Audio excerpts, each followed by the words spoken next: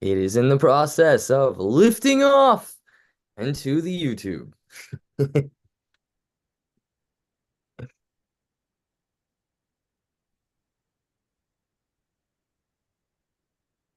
All right. It is in the process of lifting off. There we go. All right, so we're there now. Awesome. We're there now. I'm just gonna do another little tiny intro, considering the fact that I am hilarious today. So for our YouTube viewers, thank you for being here with us. This is Energy Speaks Podcast, and I'm your host, Catriel. We have a very, very special guest, a returning guest of 4 times, Kristin Giesland. She is a psychic coach mentor, sorry, a mindful seer, and she is our practitioner for Aquarius for the Zodiac Energy Empowerment Series, also known as ZEES. Um, we're going to get into the energetics of why Aquarius in regards to her method of beism and anything else that the divine wants to bring through. Hi, Kristin. How are you doing today? I'm okay. I'm happy to be here again, back again on Energy Speaks. Yahoo. We have that special connection people might be interested to know. We have a shared mentor who has crossed over to the other side. But Catriel and I were being mentored by the same person at the same time, but we didn't know each other at that time. And then later, Spirit brought us together, as if to sort of carry on some of what our mentor had already, cast out into the universe. Yes, yes. It's funny. I was guided to bring my Aura deck, which is our mentors that was gifted onto me. And I don't know. What do you think in regards to pulling a card? Oh yeah, let's get a couple. Let's do one. Let's do one from Orisoma, and then I'll find one out of the Voyager world. Yes. I was hoping you would say that. Playtime. All right.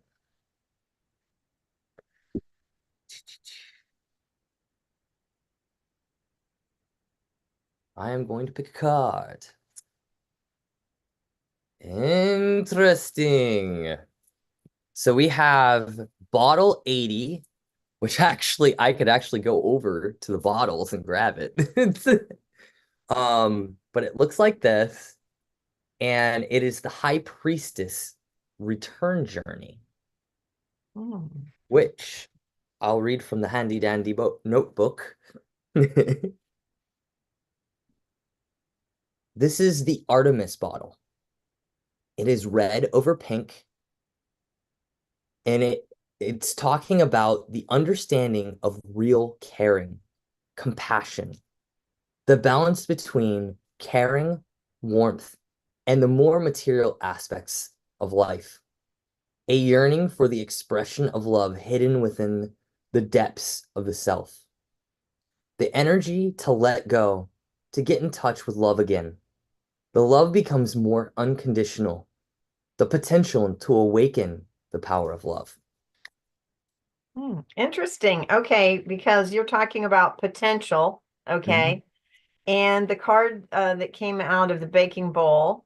Okay, so this is James 1. This is Voyager Tarot deck. This is what the DNA, all DNA looks like to the naked eye, plant, animal, human. So the card that came out was aspiration. Aspiration. Mm. So to me that matches up, with that idea from the priestess returns card. That really high level of aspiration for actualizing, compassion here in the planet, on the planet. And that really connects back to the other things that you and I share are, we both practice an extant wisdom tradition. I think motivated by our own desire to embody those really high aspirational values, of compassion and wisdom. So there we go. That is amazing. It's I've been thinking a lot. Um, been listening to a lot of videos lately, and ironically, you remember how you told me about, now I lost his name, the one who channels the Z's. Oh yeah, Lee Harris. Uh-huh. Lee Yeah. Harris. I found a video for the first time and was introduced to him literally this weekend. Actually, no, I'm sorry. It may have been Friday or Thursday or Friday. Either way. And I've also been listening to a lot of Pam Gregory. Mm-hmm. And there's this other girl who is a channeler. I have to find out her name. I just tend to forget sometimes. There's a new message that came out with Pam Gregory, who's an astrologer, and really into her craft. So divine that also brings in a channeler who has been like receiving all of this higher level channelings for what is to come in this age of Aquarius. And it's been absolutely amazing. And I'm bringing this topic up, one, because it's relevant to the here and now, and two, because this is why I was really guided to have you as the Aquarius practitioner. Mm-hmm. Aquarius is all about this energy of going outside our individual self, though we keep an individual aspect of ourselves, because that's important, but we unite with the greater, with this collective consciousness. And that's really what you bring to the table with the Beism. And that's why I'm so excited. Oftentimes, Jaina, especially, and I will be talking. For anyone who doesn't know, Jaina is my fiance, and actually, this is something that we were at a wedding last night, and I wanted to share with you. I realize that you are our shulchan, which in the Hebrew is essentially our matchmaker. I know I was thinking about that. I was like, oh my gosh, it's kind of a new role for me, to be that person, to be that link, for this, soul connection. And Jana says that she remembers when I gave a reading for her that, her soulmate was coming. And, I didn't, after a reading, I don't remember that reading. So, but she did, and she took notes. And then later she said, you told me that my soulmate was coming, I was like, oh. It was, and it's funny because, and this is like I'm playing like I'm literally witnessing, especially within our last class. So we've already been through one cycle, or a season, I should say, of the Zodiac Energy Empowerment series. And last time it was online, right? And so when we did that class, it was you, me, and Jaina. And certain things that when we drew cards and we had special intentions of what we were paying attention to and everything like that, I literally in front of my eyes was like, is she talking about me when like certain things because Jaina, we're talking about partnership, different things like that. And I don't know why, but I was like, I should not be thinking this right now. I should not be thinking this right now. And I'm like, oh my God, I think it's me. I'm pretty sure it's me. Uh, and it was just like, whoa.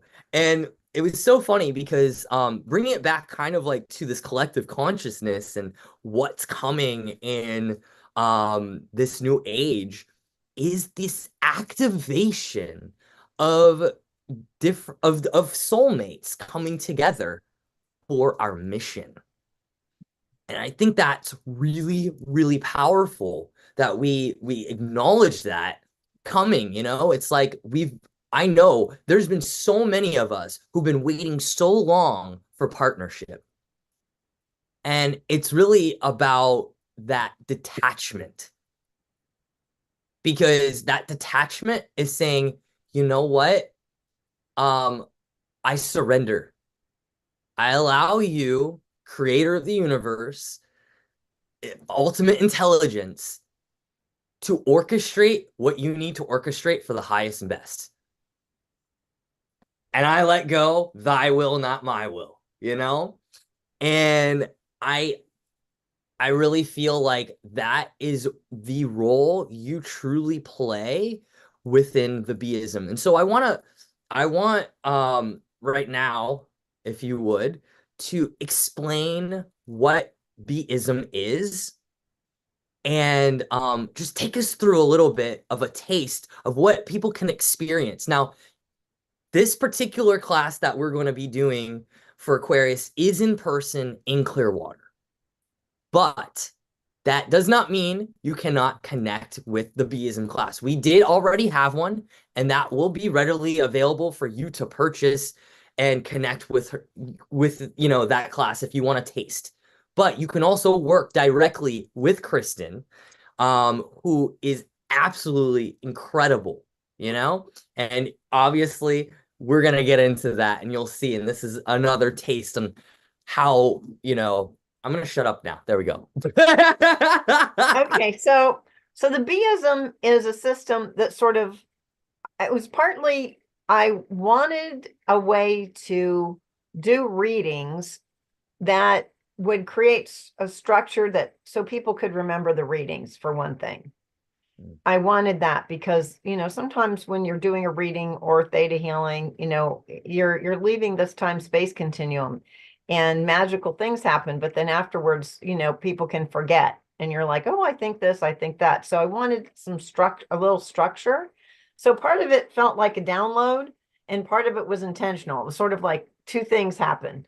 I started playing with a couple different letters, and then the B ism sort of speaks to the whole thing about Beism is about helping people have more balance and shifting out of just using the intellect brain, bandwidth here and getting into the body and the spidey senses, and expanding into their spirit soul mission and their relationship with higher power, which they're going to do through intuitive abilities, through gut feelings. For guys, a lot of times at the beginning, all they've got is that gut, oh, I have a gut feeling, blah, blah, blah. But hey, that's reliable, And of course, you are way beyond that. And a lot of the other, healer, psychic type guys have a lot of the spidey senses developed. But on the more macro level, the level that really is the place where the Aquarian thing comes in, is the idea that we can all be here on planet Earth together, with all of our wonderful differences, but with more focus on what's really going on inside of ourselves and the part that we all have in common. All human beings have bodies. All human beings have emotions. All human beings have an intellectual life. Most of us believe we have some kind of spirit or soul journey, and we're looking for a connection with the divine. So this is this whole big area of reality that we all share. And I just feel like going forward, as a collective on planet Earth, the more we can focus on doing a better job at all of us getting our needs met in these different areas, then we can really make those bigger quantum jumps, in consciousness. And who knows, how we'll be maybe all be doing telepathy, who knows what will happen. If we can get some more of the basic challenges of living as humans on a shared planet, managed. And for me, the Beism is a way of helps me. Okay. My personal story is I come from a background of people that were big on drinking and big on working. And so very intense people, working, drinking, playing hard, working hard, but very little really reflective spiritual life in there, not really well balanced. And I was like, I think we're supposed to have something else going on here. I was really sure of that actually pretty early. And I thought, I want to do body, mind, spirit. I want to live my life doing, things for the physical, for the mental, and for the spiritual. I knew we needed all of that. And so I started out doing that a long time ago. And so when I started thinking about, what are the different areas of my own life that I try to pay attention to, that Beism was kind of, covered a lot of it. I was like, okay, this is kind of what I do. And, even it almost filtered backwards. Like a lot of times when I coach people, I'll ask them, are you participating in any kind of a spiritual community on an ongoing basis? And, in this day and age, a lot of people are not. So they don't really have a support community for their spiritual growth. So that means it's all on them. There isn't necessarily a structure to follow. There aren't leaders for them to look to. And so in that way, making sure that they're doing some kind of mindfulness practices or ways of real keeping spirituality as part of what's on their table, because otherwise just the mundane activities of supporting oneself in our very capitalistic, fast moving culture, your spirituality can easily fall by the wayside. And so, for me, I needed to make it front and center as a balance to what I came from. And so that's, kind of how, a few little bits and pieces, of how this thing, happened. But now I've used it with people, now I've actually had people learn the basics of the system. They use it for themselves. It's a way of checking in with what's going on with yourself so you can focus on how to meet your own needs and, do your own needs, wishes, desires, dreams in a way that is harmonious, with the collective. Because the more in balance we are as individuals, the easier it is for us to find our little places that we fit in the collective, where we belong, where we can make a contribution. And it's, that's a constant, it's dynamic equilibrium. We're constantly in ebb and flow with the different areas of our life. But the better we get at sort of owning responsibility for the areas we can influence, then that also makes us able to influence our circles, in more positive ways. Absolutely. And what I was actually just reflecting on is like our background and how we're all in some way, shape, or form coming from some type of like heavier situations when we're in this line of work. Because if there weren't those heavier situations, we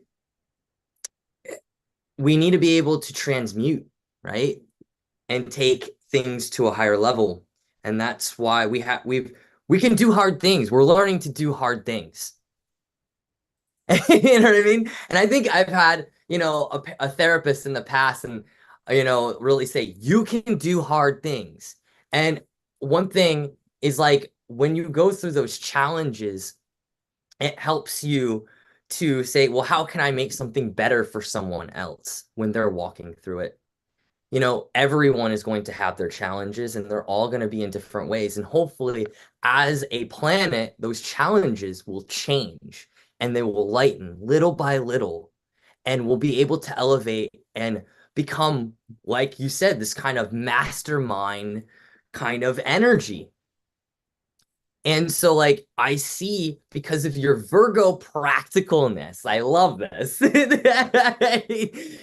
and from the model that I use, I see Virgo is the embodiment kind of goddess energy when we're doing it right. You know what I mean?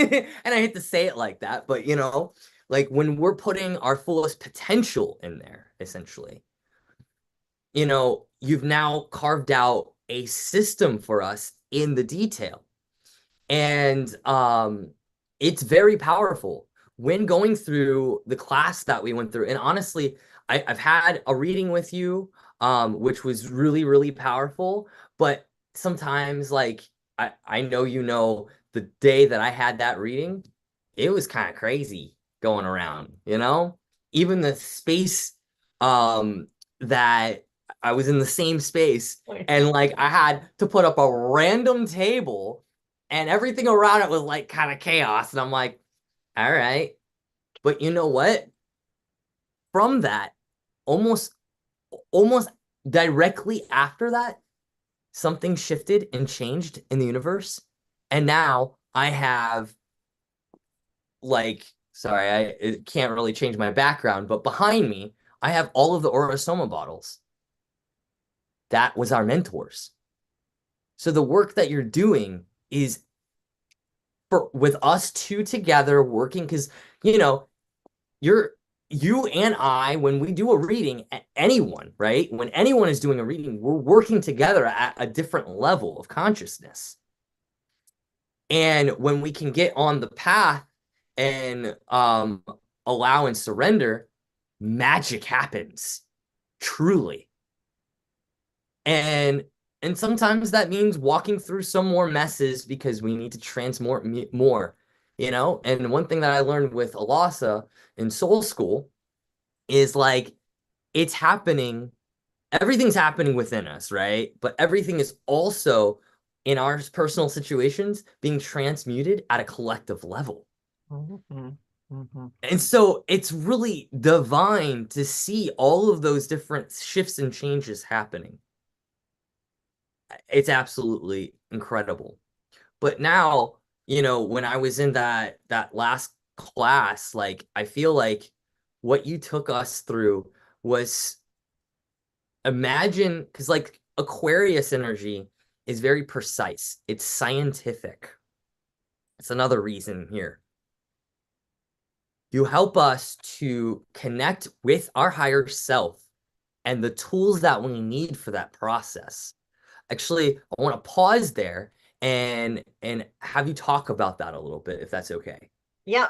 So one of the things that is, this is a fairly simple tool to use, but not everybody knows it, and it's just so handy. So we do practice using our bodies as a pendulum to indicate yes or no. And you can use that for, you could be in the store and you pick up a supplement and there's two different ones. It's the same thing. One may be better or worse for you. You can use that body pendulum to see which one is, better for you, or they may both be yeses, but you might get a no out of one. So we're actually capitalizing on the electromagnetic field in the heart center and lining that up with the geomagnetic North Pole. So when we do the pendulum body pendulum, we are facing actual due north, and then we're asking a question. Like in the case of with the biasm, we're going to check to see how lined up we are. I think I just picked one. I think I just picked 50%. When I send you a customized, like personalized welcome, if you're going to work with me, I have more levels, to check. But for workshop purposes, I just say, and so we just say the words, my beliefs are aligned at 50% or higher associated with the body. And so, and then as we go through that, we get the different readings, like it may be yes or no, or some are yes or no, or, they're different things. And then what I do when I work one-on-one with the client is I'll also pull cards, or I think I had you guys pull cards also to sort of verify those body sways, to see, okay, let's get some more data about what's going on in these different areas. And so I find I can get a lot of information about what's going on with a person pretty fast. And then once somebody learns this technique, they can use it for themselves with any deck that they use. It could be a tarot deck, it could be an oracle deck, whatever deck they like to work with. If you use, any tool consistently, you start to learn, the subtleties of that particular tool. So I do both usually, and I'm trying to impart these skills to the people who come and either have one-on-one coaching with me or who come to a workshop, and then they can use the system, anytime they like. And it is a powerful system. I think what's so powerful is we can't do anything if we just keep everything in the ether. Like we can't truly make a difference in this world or even within our own personal situations if we just think or keep it in the idea form, in the spiritual. We have to be able to be grounded and learn how to actually address even um not so nice situations, because when we can draw the awareness to it, we can change it. We can shift it. Exactly. And because a lot of times there's a level of fear that happens, and that's human. It's part of that human experience. But when we can say, you know what? I don't know how I'm going to shift or change that. And part of that, like your system with looking at the different percentages really is very enlightening because oftentimes a yes or a no just doesn't cut it. Right. When you're getting into, okay, well, how far, do I need to go on this particular path? Or am I putting my all into something? Or does something need to shift or change? Those little tiny minute details um can be very, very powerful, you know, to shift the name of the game. I'm working with a client right now who at the beginning of she's doing 9 sessions with me. She had 4 no's in alignment for 50% or higher. Just her intellect was aligned. I worked with her for 3 sessions, doing different things. 2 times we did cards. 1 time we did theta healing. I did 2 BISMs, 1 theta healing, some other stuff. And 3 of her other areas have flipped. Her B flipped to yes, after 3 sessions at 50%. Her S and her M. Her E still hasn't flipped. So we have to work on that some more. So yeah, it's pretty fun. And see now too, as she's coming in and I had her do the pendulum, the body pendulum again. Mhm. This is a tool that she's going to know by the time she's finished with me. She's going to know how to do this for herself and be able to do it, from now on. But it's also rewarding that, she's made some changes, like you were saying. I made some very concrete suggestions based on the information we were getting out of the decks, out of the readings and out of the, where things were needing, some support and focus. And within a few weeks, she's already, shifted, where her alignment level is in 3 different areas. So yeah, pretty good. I love Exciting. that. Yeah, concrete, a little more concrete. Because yeah, you and I, woo, we could go way, way out there. And it's good. I mean, it's wonderful that we can connect with Judith and, all these other fantastic things that we can do. But ultimately, if you're going to build more foundation for capacity, you have to, make these changes here, sometimes in a very physical way. It could be your physical body, it could be your physical house, it could be, whatever it is. And then that just shifts the energy enough, to clear space that, you may be more relaxed in your physical space. Like when I started really working more in this knowledge room, I was like, okay, what's going to be in this room and what's not going to be in this room? And, I did that with my whole house. I have like, okay, here's where we relax. Here's where we do business. Here's the where I eat for kitchen stuff. Because energetically, I want to be able to bring the energy to the space in that moment that I need for that purpose. And now that a lot of us do work from home or we do a lot of virtual work, keeping sort of those boundaries between the different activities, kind of there, not perfectly, but kind of there. Okay, this is, you know, only do certain things in the bedroom, only do certain things in the living room, no work in the bedroom. That's a rule. As soon as I start to get on the computer and look something up, I'm like, take that thing out of here. So that sort of, and with the different 5 areas with the Bism, the body, all the physical, emotional, intellectual, spirit, soul, mastermind, it's kind of the same thing. If I have some idea, what I'm supposed to be focusing on when, it's just much more efficient and smoother. And I can see sometimes you can't get to everything all the time. You might have 1 or 2 areas that just have to go to the back burner, but they're okay. They're not like, a hot mess. And, it may be that right now you only have enough bandwidth to do 2 things over here. Maybe you're focusing on your emotions right now, and your M is just kind of okay, but not fabulous.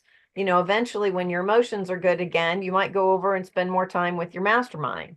So, we can't do as, I'm a single head of household professional woman who mostly was running everything myself. And so I couldn't do all the things all the time. So like I would try to get a retreat in, for deep spiritual work between Christmas and New Year's. Or, I would do different things so that eventually I could get around to all of those different areas. It didn't mean I could do all those things all the time, and certainly not perfectly all the time. It's just a dynamic, I like the term dynamic equilibrium. I like that. Ooh, I gotta write that down. I'm doing that now. Um, Got a lot it, of water in it.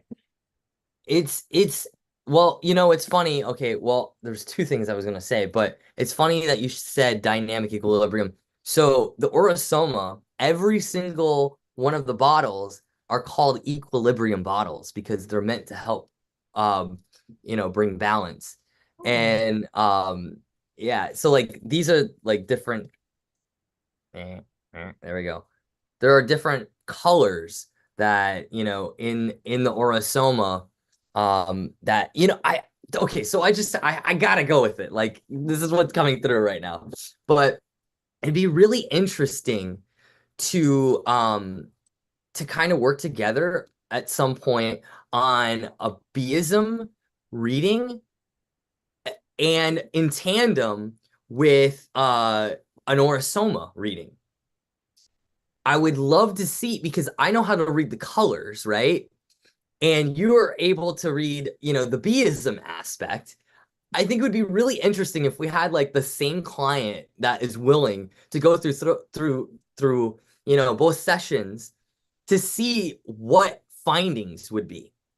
How Hmm. closely are they related and what other depths can you go to by seeing, the words connected with the Beism and those thoughts and Right. ideas and the science behind Beism and then connecting it with the language of color.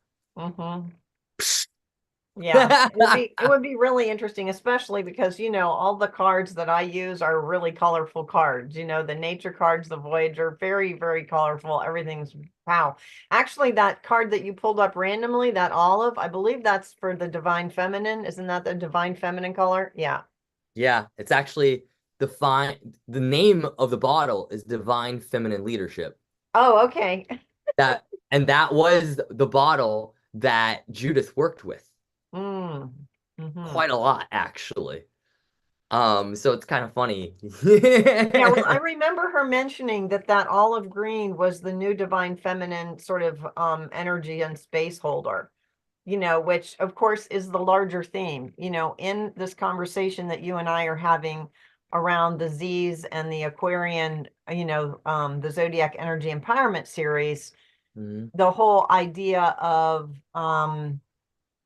like using this type of ancient wisdom is much more of a divine feminine approach, to how to get things accomplished and how to manifest, than, should we say more like a more left brain linear, type of strategy kind of approach. So Right. that's interesting. And I wanted to ask you to tell me like three words that Mhm. you would say would connect Beism and the Aquarius energy.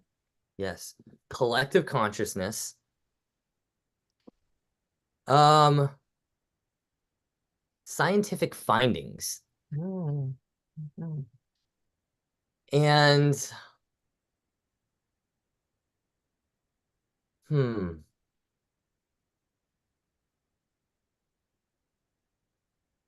honestly, the word mastermind. Mhm, mhm. Well, mastermind, I borrowed that. Mastermind is a technique that people use. They sit in a circle and it is a surrendering and manifesting process. Yeah. But I like the term mastermind, and I have heard some sort of new thought and theosophical type people refer to God or infinite intelligence as the mastermind. Mm. So, that happened to fit the Beism, Yeah. for the spiritual placeholder. So I was like, yep, I'm going to use that mastermind. And also mastermind is that's sort of a generic term. So Yeah. then I can explain it or however people believe, it still fits, in there. Yeah. Yeah. So it's interesting. The two areas that I always felt like I was strong in were science and art. Math and English, kind of boring, not that enchanting for me. Rule based. Both of those are rule based.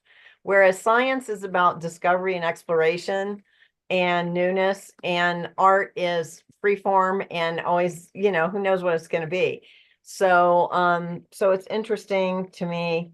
Um, that the Beism really kind of is doing both of those things. It's somewhat got an art edge to it, as the Like interpretation. Atlantean. What's that? It feels Atlantean. Atlantean, feels Atlantean. Okay. And then the more scientific part of, we're actually going to have some kind of, ratings for ourselves and some clear feedback on what we might want to be focusing on, as we go forward with our exciting development journeys. So, yeah. Do you have Awesome. anything else you want to think about before we? Yeah, there were two things that I wanted to one mention, and the other one is a question. So I think I'm gonna go to the question first. So within your techniques with Beism, um, do you have, because you're going into such detail with things, do you have a way to help ask the right questions? Right. Well, so when I start, the first thing that we're doing is we're just asking the universe, how aligned are my beliefs? And that for me just says basically, where are you kind of having clear perception and Hmm. where maybe is your perception not as clear? In terms of asking detailed questions of the universe, the more they can be phrased in a constructive way that gives like an open-ended question. Like, a good reading, it's like readings are like garbage in, garbage out, or data searches, good search in, good results out. Yeah. And so I always try to ask open-ended questions. Like, for instance, let's say with my one client that's struggling with her emotional life. I have a feeling that those things are related to biochemistry, actually, even though it's showing up in her emotions. I think it's a biochemical thing. And so, and this is how, years of experience and knowledge accumulation, I can't exactly say to someone, but if you have a feeling something is something, it's always good to check, and get some more data. If you just have a sense, that's probably one of your five spidey senses saying, yeah, there's something there. So I might say something like, okay, what is it that we need to know? Universe, tell us, what do we need to know? Or how can we look at that differently? Or is there a hidden resource? It's like the more open the question can be, then I think it's easier for the subconscious material, which is what we're really getting at here when we're using these devices like tools and, like the tools we're getting at subconscious information, Yeah. um, for that to pop out. For either, and because I'm entering the collective field with my client, it might come into my mind, it might go into their mind. I mean, there are times when I'm sort of reading cards with my client because they may see something. I had a client the other day that actually was scrying into my card. Like she doesn't even know, what scrying is. And she saw this something or other. She goes, "Oh, I see a blah, blah, blah." And I'm like, "What?" And it wasn't a clear blah, blah, blah, whatever it was. So she was scrying. I said, "Oh, do you know what scrying is?" She's like, "No." And so I explained it to her. For those of you that are not in the whoop, no, scrying is when you see something either in a reflective surface, like in a mirror or a pool, or perhaps in a crystal ball, or if you're looking at a card that has a lot of dense imagery in it, it can be in there as well. So a lot of times in the James Wanless Voyager cards, there's so many dense images that one or two or three can look like something completely different for just, a fraction of a second. And then somebody's like, "Oh, well, I saw blah, blah, blah." And it's like, okay, and I had it happen with an animal once when I first started reading with that deck, and somebody said, "Oh, you're scrying." And I'm like, "What's that?" So, so if that's not a very scientific answer. That's a very artful answer. So yes, as far as going deeper with questions, I feel like usually there's an inkling as what needs to be asked that's coming through, the person who's pulling the cards, or even if you're doing it for yourself, Hmm. you kind of know which pathway to go. There's some little bell or whistle out there saying, "Come over here." And then, you got to go over there and look closer. And then you're going to ask a question. You're always looking for guidance or how to get to, a higher timeline. It's always like recently someone read something for me and they basically told me the outcome is as if things were going to stay the way they were, which sometimes they will. There are some things that are sort of in motion and you can't really influence a positive outcome. But I'm always looking for the data to try to create the highest timeline or the best outcome possible in the situation. And I do feel like that opens things up. And that may be a little different about the way I read and the way I work. And part of that is a deliberate mindfulness that if we're going to use, our power of manifestation now in the here, this now moment, talking, we may as well shoot for the highest timeline. If we miss that, that's okay. But if we don't even conceptualize the highest timeline, then we know we're not getting it. So Right. I think that's what I mostly try to do is to, and then included in that highest timeline are generally things that have to do with making choices from a place of character and patience and not from a place of, I need to have my way today. And sometimes that's hard when people are in change or transition or in pain. A lot of times, you want something to be different immediately. And that is not usually the best way to go. It's usually you have to wait and see as things develop to know how to go. Right. And that's not, we don't learn that very much in our culture where everything is instantaneous.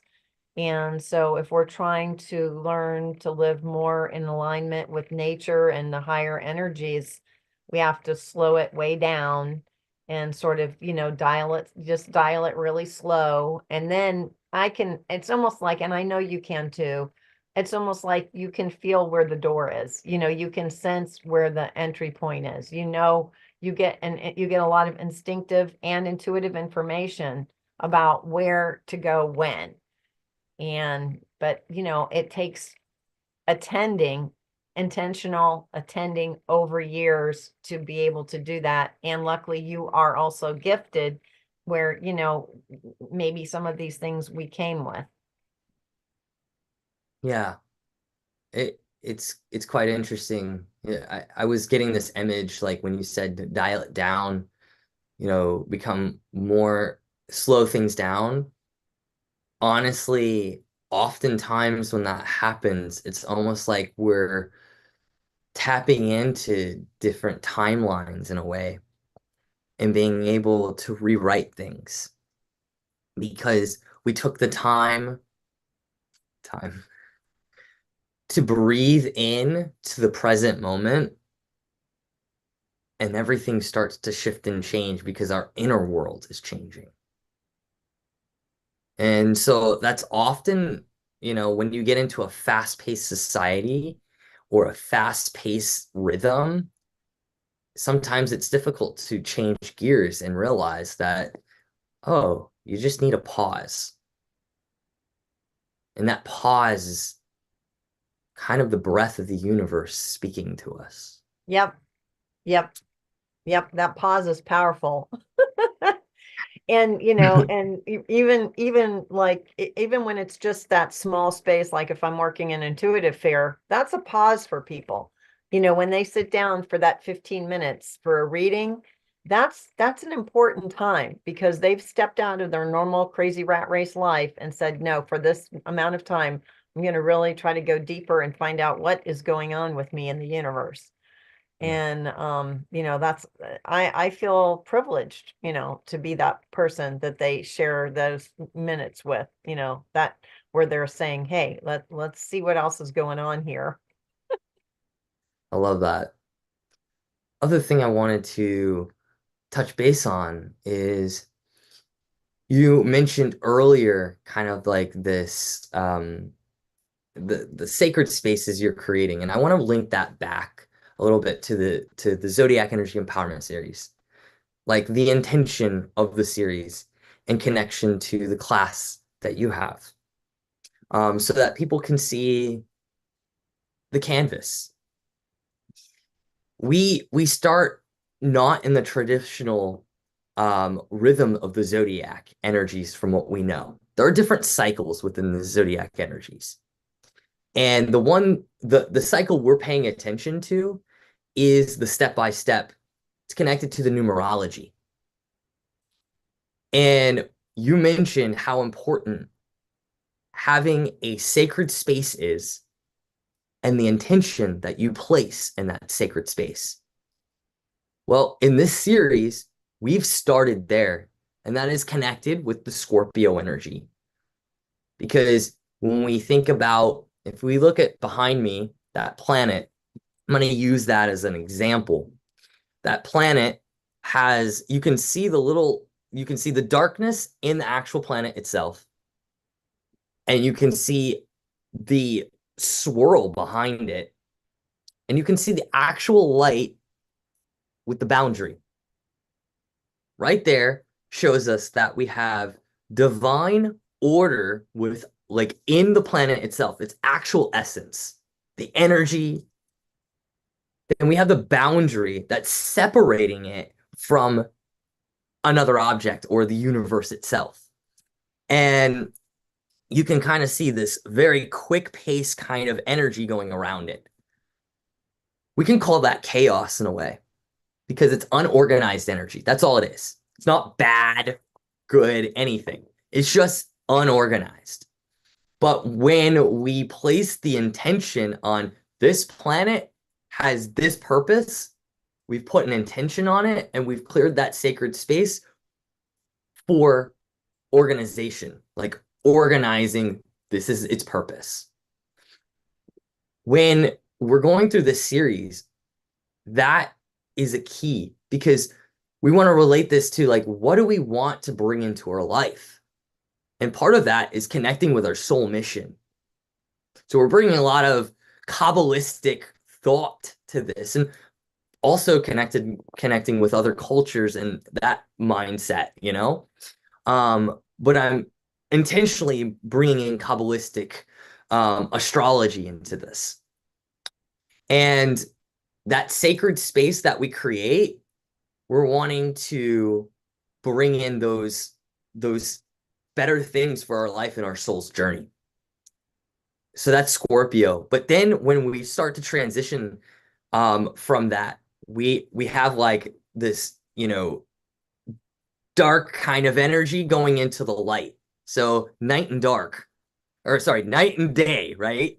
And that day is like the sun. That's the Leo energy. It's saying, I want to create. What do I want to create? But we had to have had some type of sacred space and intention prior to that to be able to say, all right, let's go create something.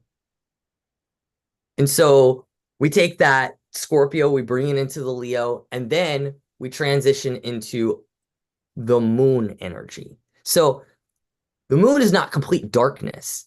It's just the reflection of the light, right? And so we're now going into an intuitive and soul level where it's more about feeling. And we start to bring in cycles because the cycles of the moon, there's a story with that, essentially. And our connection with those cycles and intuition. So at that point, we're feeling into what we want to create as we're still creating. It's not like the sacred space or the creation energy goes away. We're building on it, you know? And then we bring it into the Sagittarius, which is all about connection with a higher power, our belief. And it's also having to do with our stories. So what story are we choosing to tell? What story is going to empower us? And by being able to recognize that, we shift into this Aquarian energy. And that Aquarian energy often shows us where we don't belong before we realize where we do belong. So there's this kind of electrifying energy, the shifting energy. And that's also having to do with the friends we're around, who's around us, you know? And how can we support ourselves on this endeavor of what we want to create? And that's connecting with people who align with our sole purpose. And so I wanted to carve that out a little bit because that's a huge piece of this Aquarian energy and this in regards to the process that we're working through. Now we'll go to those other energies. You know, you're kind of at a like a ooh, what's next kind of moment.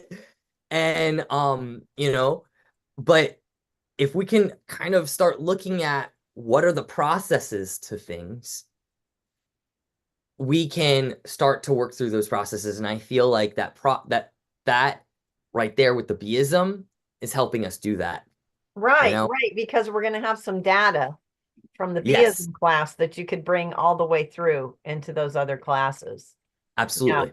good point. Excellent point. Yeah. So should we let people know it's August 22nd Yes, and it's how to August claim it? 22nd. Yeah, please, if you wouldn't mind speaking on that. Okay, so this is going to be a live in-person workshop, which is rare these days. I chose a spot in central Pinellas County because I wanted people from North or South County to be able to get there easily. And it's a beautiful room and a rec center that happens to overlook a pond and beautiful trees. So it'll be a nice space to be in. And I think we're still going to have light at that time. We're going to be, the workshop is actually going to start at 6:30. It'll be an hour and a half from 6:30 to 8 p.m. Catriel will be there. I suspect Jana will be there as well. Yes. And I'm going to tell a little bit more about my dark night of the soul coming into my spiritual gifts zone. And we will actually learn how to use the body as a pendulum in relationship to the Bism. I call it intuitive development and mindfulness method. And you'll have some data that you can use, you know, either anywhere you want. You're going to learn more about yourself, where your strengths are, where your challenge areas are. And if you do have a deck, if you work with a tarot deck or an oracle deck or whatever, feel free to bring that because we will do live activities, you know, together with whatever tools end up turning up there. And I have tools, of course, that I can bring. And I guess tell them about the website and how to register too. Yes, thank you. So you can access the information for this class through either Energy Speaks, Z's, ZEES.com, or Zodiac Energy Empowerment Series.com. You can get there both ways. We did that so that, you know, whoever sees, you know, and what you'll do is you'll go to the events at the top, press on that, and you'll see Aquarius class, the Mastermind Beism Play Shop. And you'll just click on that and you can pay by credit card or anything like that. I think it even is linked to um, uh, PayPal and I think Stripe. So there's multiple ways to be able to do that. And um, if you have uh, any other questions, just you can email me or you know what? I don't even care. Text me 727-967-4540. That's probably the fastest way you'll get a hold of me. And if you want to know more about the Biosm, if you go to the mindfulseer.com gallery, there's more information in there, a video of me speaking on mindfulseer.com. Brilliant. And you have a brand new website, don't you? Yeah, well, almost. It's close. I'm excited. I'm a little impartial. I want to say thank you so much, Kristen, for taking the time and bringing your fullness to this episode, um, and just the series, and just always being a bright light in in this world and in my Oh, life. that's so sweet, Catrielle. Thank you so very much. I feel that way about you too. And this is I'm excited to be part of this again. And it's fun to see, the progress between the first one and this one and, how it's evolving. And I think the more of these sessions people can participate in, the more they're going to, the more benefit they'll receive. So I appreciate being part of this again. So peace and happy, and I'll see you soon. And I want to say also quickly thank you to our viewers and our listeners for being here and being part of this beautiful community. That is bye for now, and I love you all, divine, beautiful souls. Bye for now. Stop. Let me just make sure. Oh, I can end it. I don't know at the end like how that works with the YouTube. So I'm just gonna end it, and I know it'll end it. Thank you. Bye.